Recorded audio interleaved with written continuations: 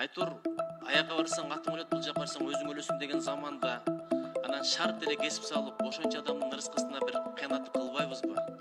Бул барып туруп ушу машина кырсыкка учураган. Булар эмне жүрөгү кармап калып атышат туурабы? Давлениясы көтөрүлүп, ушундай кырсыктардын менен көп ушу жол кырсыктары ушул себепкер болуп атат да. Мына кабыл алам да.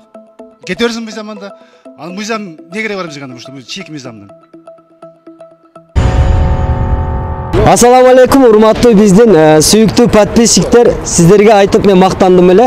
Ошко бары Ордолу Оштон 30 машина старт беремин деген билесиздер.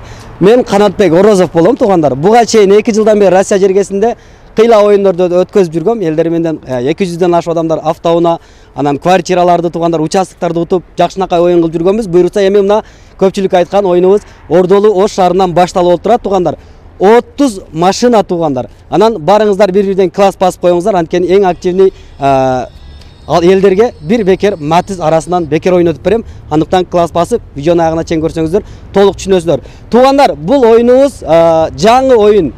Эң көп билет алганга бир мерс, анан калганын финалда ойнотобуз. Ошону түшүндүрө кетейин. Башынан ушу мерстен баштап атам. Сешка жылы 95, 1.8 объем бензин. Эң көп билет алган адам ушул мерсти утуп кете берет. Анан калган билеттери чоң финалда дагы ойнойт туугандар. Анан кантип аныктайсың дегендерге көпчүлүгү айта кетем, кээ бирлер түшүнбөйт.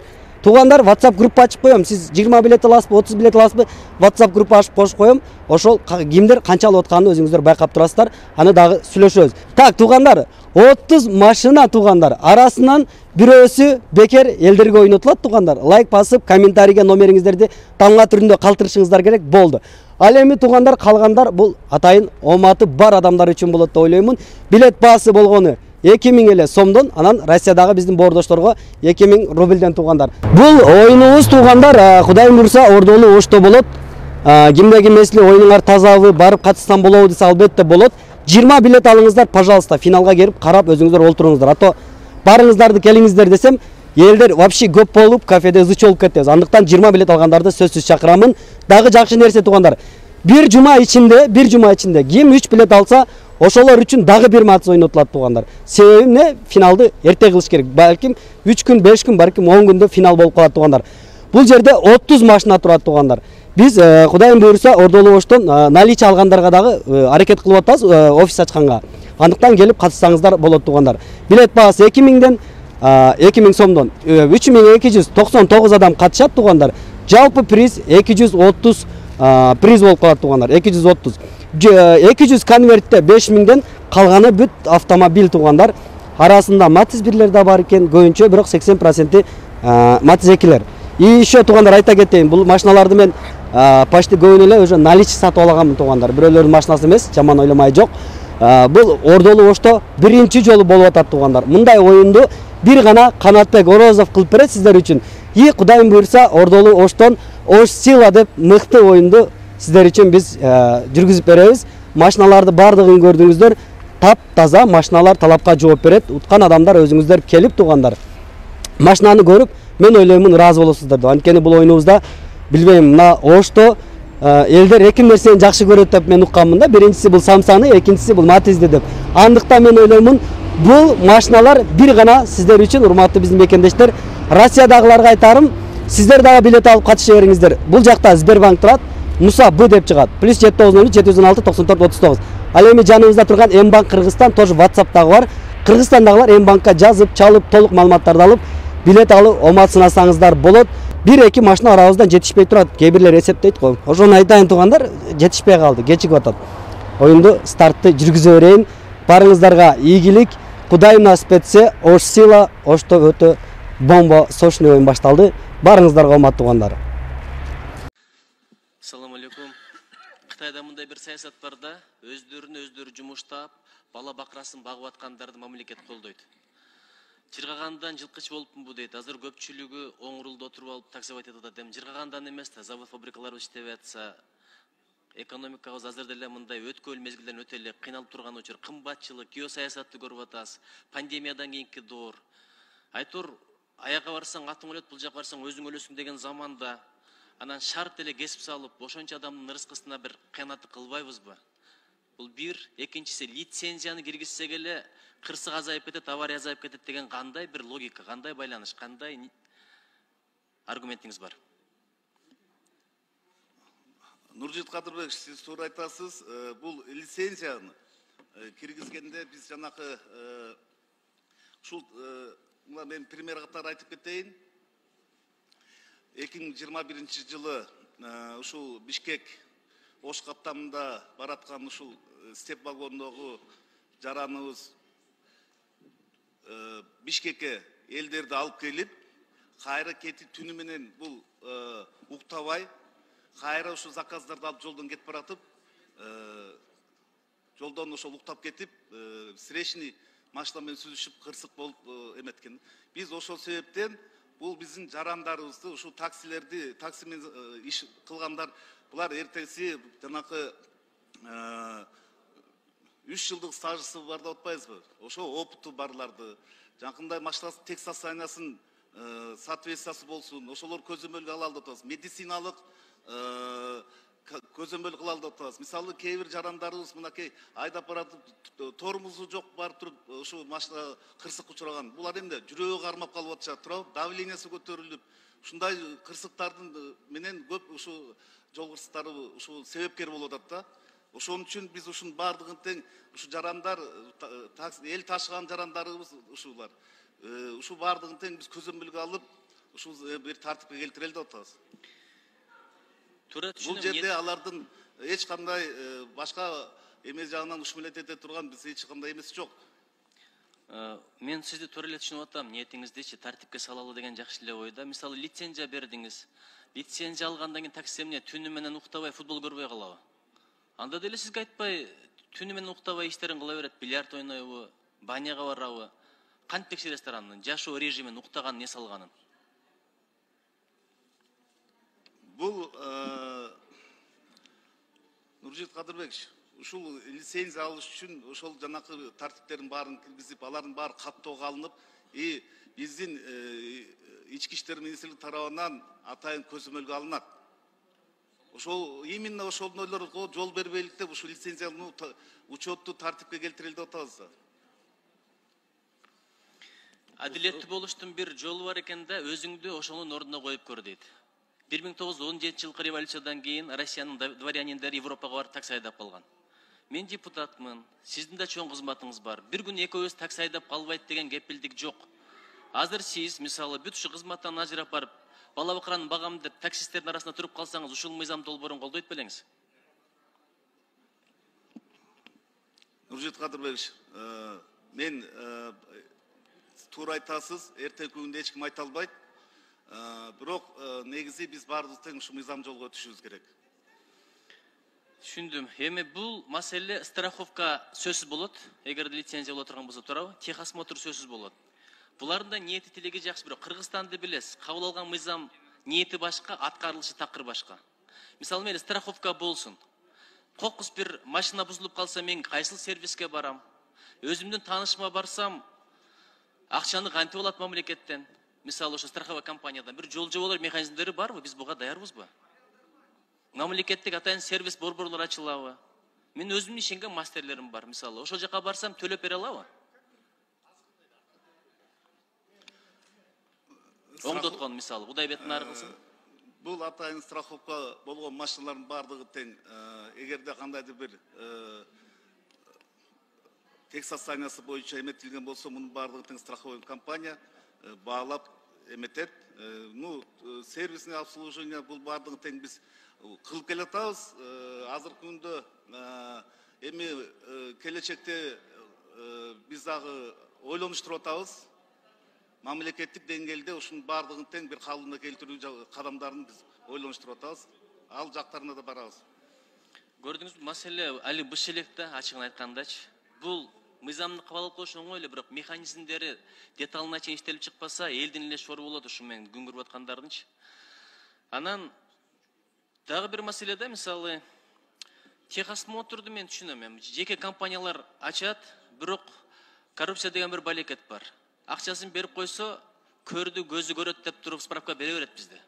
Ошол сыяктуу мурдагы бир заманга кайра келбейбизби? Жөн эле акча менен эле бир чиригени калган машинасын мына кече эле чыккан заводдон чыккан тулпар дулдул деп туруп справка берип койсо ошого ишене бересиздер да. Нуржигит Кадырбекович, биз бул боюнча Элмурза Кийиш менен да сүйлөшкөнбүз. Ал киши дагы ушу Техас мотор боюнча мыйзам долбоорун дайындап келди деп бизге сунуштамасын берген. Бул боюнча биз карап атабыз, бирок жакында биз бул боюнча да сунуштарыбызды алып чыгабыз сиздерге. Жанагы коррупция жагын айтып атасыз. Бул боюнча Техас моторду бул ички иштер министрлигине бербеш керек, потому что өзүбүз Техас мотор берип өзүбүз көзөмөлгөндө болбойт. Муну болсо Минэкономика жана аккредитация кылып, бүт базаларын түзүп кылыш керек дагы, көзөмөлдү биз кылышыбыз керек. Потому что жолдо бараткан жанакы частный ишканалар Техас мотор өткөзгөн аккредитованный эмелерди көзөмөлдөш үчүн биз ошолордун баардыгын тең кандай Техас мотор өткөзгөн жоопкерчиликтерин биз карашыбыз керек. Эми кырсык менен лицензияны байланыштырып атасыз. Жакында эле бир мыйзамдуу долбоорун кабыл алып берген атабыз, туурабы? Арак ичип айдагандар керек болсо айдоочулук күбөлүгүнөн ажыратылсын деген. Ошолордун бир жыйынтыгын күтө турбайлы, балким кырсыктардын себеби ошол жактадыр. Андан кийин бул темага келсе кандай болот? Сизге сунушум. Рахмат. Кийинки сөз Мадумаров Адахан Кимсанбаевичке берилет. Бүтүн Кыргызстан Мадумаров. Мен баш прокурордун орун басарына суроо да. Мына процессуалдык мен өткөндө айттым эле, мыйзамдарда маселе эмес, мыйзамдардын аткарылышында деп. Айтыңызчы, ушу жерде кесиптештер айтышты. Саламат сактоо министри күнөөлүү экен? Вакытты убагында токтотуп туруңуздар. Мен маалыматым боюнча тергөөнүн жыйынтыгы менен иш кыскартылган. Демек жок күнөөсү. Иш кыскартылган. Демек жок күнөөсү. Ошондой. Ошондой болсо эмне үчүн аны маски соо кылып, маскалар менен барып, автоматтар менен барып, бүтүн дүйнөгө жар салып, маскарасын чыгарып кармадыңар? Ким жооп берди? Эми ал маселе толук каралгандан кийин жооп берилет да. Каралбайт бул маселе. Каралбайт. Ким санкция берген? Эмне санкция?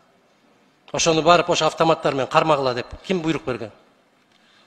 Тергөөчү өзүңүз билгендей процессуальный лицо, тергөөчү. Министрге тергөөчү бере албайт. Ким берген? Мыйзамда жок. Министрге тиги берет, бул берет. Мыйзамда тергөөчү барына жок. Мына ошону сабатсыздык деп коет. Ошону сабатсыздык деп коет. Өкмөттүн мүчөсүнө баш прокурордун өзү гана берет. Ким жоопкерчилик тартты?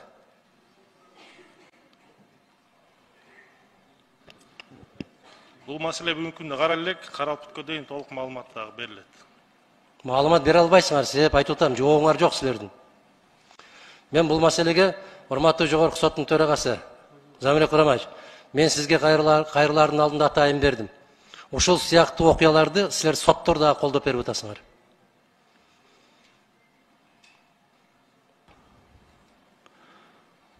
Туура, мүмкүн. Карайсыз. Себеп булар жаналгыч катарында алып, прокурор кандай соттун алдында ходатайство берсе, ошону колдоп берип отурасыңар да, бардык жерде. Бир да жерде болгон жок, ушу прокуратура тарабынан мыйзамсыз ушундай бир ходатайство болду, биз колдой албайбыз деген сотту көргөн жокмун. Адахан Кимсанбаевич, андай дагы соттор бар, жок эмес, бирок аз санда. Аз санда болуп жатат, жана сот реформасынын негизги максаты ошол жанагы тергөө судьялары деп атабыз. Биз бул боюнча дагы анализ жүргүзөбүз да, жакында чоң маалымат берем менчи өзүм. Ошол тергөө судьялары ушул прокуратура дейбизби, же болбосо укук коргоо органдарынын эле токтомдорун кайталап чечим кабыл алып коюп жатышат, эч кандай юридикалык жактан баа берилбей деген сын пикирлер бар. Туура айтасыз. Ошолордун көпчүлүгү негиздүү болсо керек, себеби эмне себептен болсо керек деп аткан себеби биз анализ кылып атабыз. Абдан терең изилдеп атабыз. Бирок акыркы убактарда тергөө судьялары тарабынан мына бул жерде прокурорлор отурат, алардын багыты менен кеткен соттордагы кеткен жок. Бар, бирок аз санда болуп жатат. Мынау мыйзамсыз кармалып отурган 26 кишиге прокуратура кандай сөз сүйлөсө, сот ошонун башына ийип ошону карап отурат, жалдырап. Ошол эле соттор түнкү саат 6-да чыгарып берген болсо дагы, кайра актап дагы башына ийип отурат ошол жерде. Мен сизге аябай чоң ишеним артканмын, дагы эле ишенимде отурам. Замир Курамаевич, мен абдан чоң ишеним артканмын. Төрага болуп дайындап атканда, азыр дагы ошол ишенимде турам.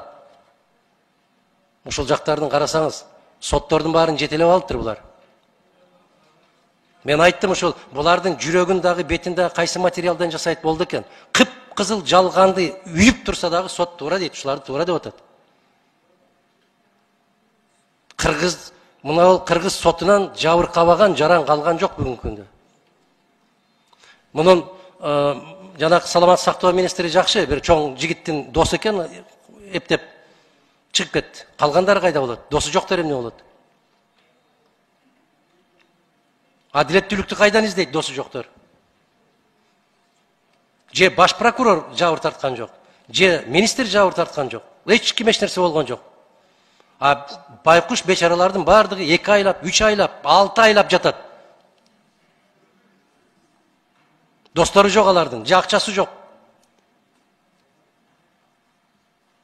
Ошого буйрук берип аткан азаматтар айтат, профилактика болот, өздөрүнө келип калат, жакшы тарбия алып чыгат деп. Адамдын тагдыры менен ойнобош керек, урматтуу соттор. Мына азыр эми 1 айдан 3 айга жылдырып атасыздар. 3 айдын ичинде кайрадан даттанууга мүмкүнчүлүк берип 1 айдан 3 айга созуп атасыздар. Бирок кеп мыйзамда эмес да, кеп биздин ыйманда болуп атат да. 3 айга созгондо кандай болуп өзгөрөт деген оюңуз бар сиздин?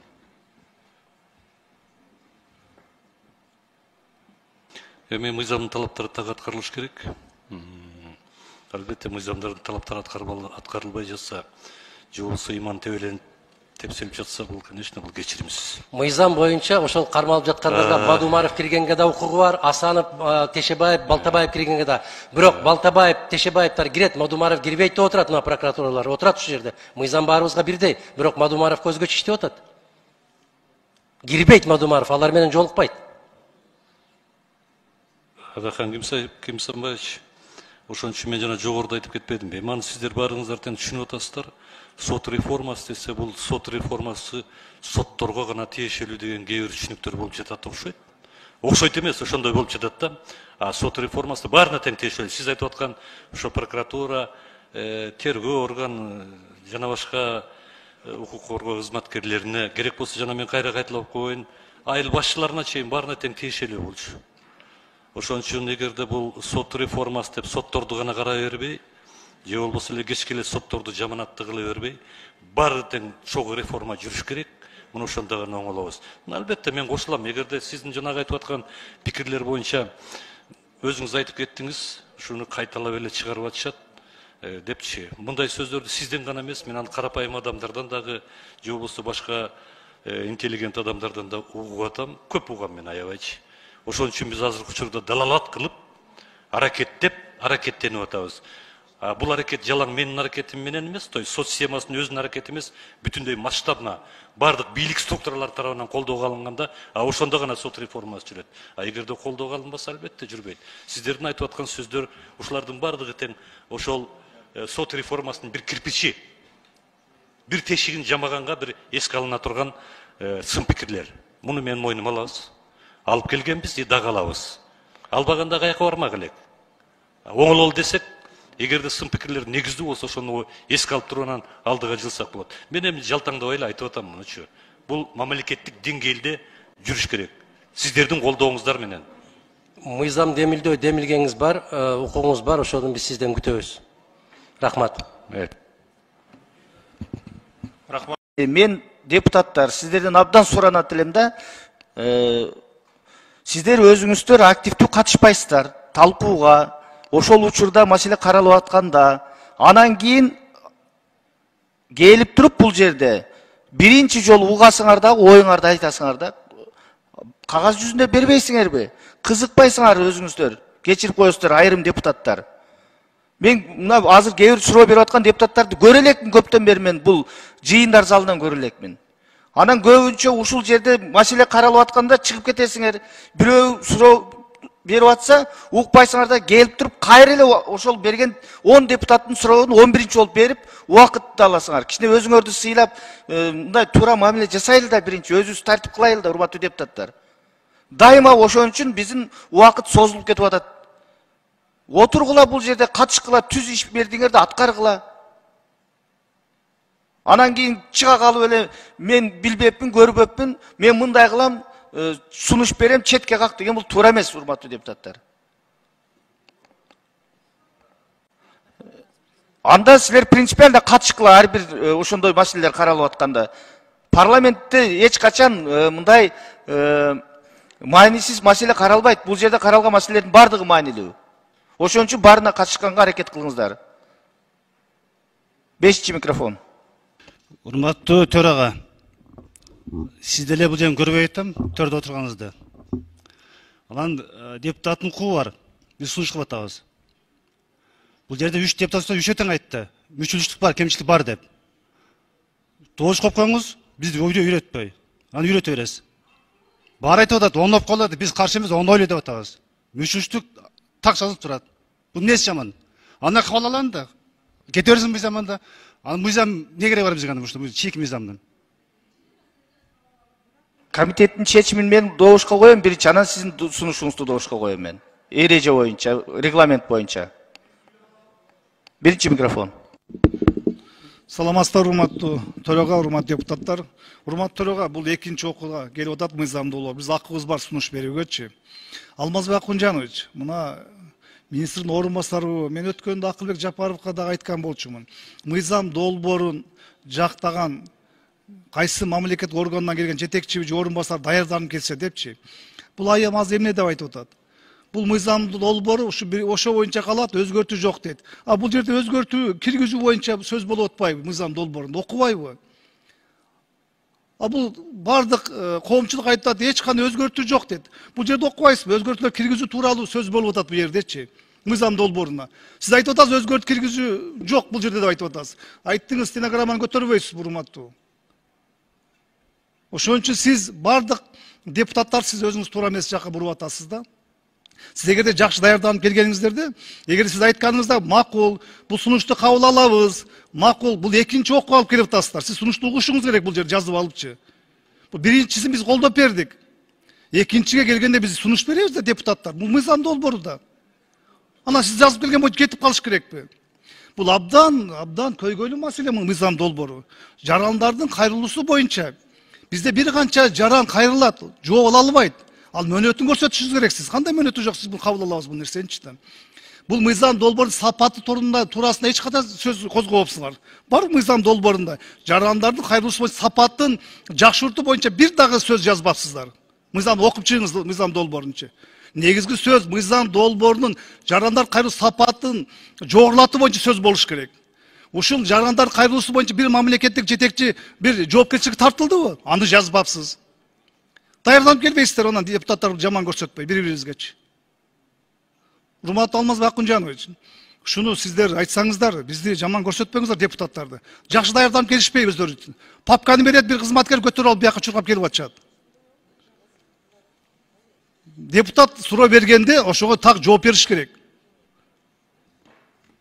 Рахмат.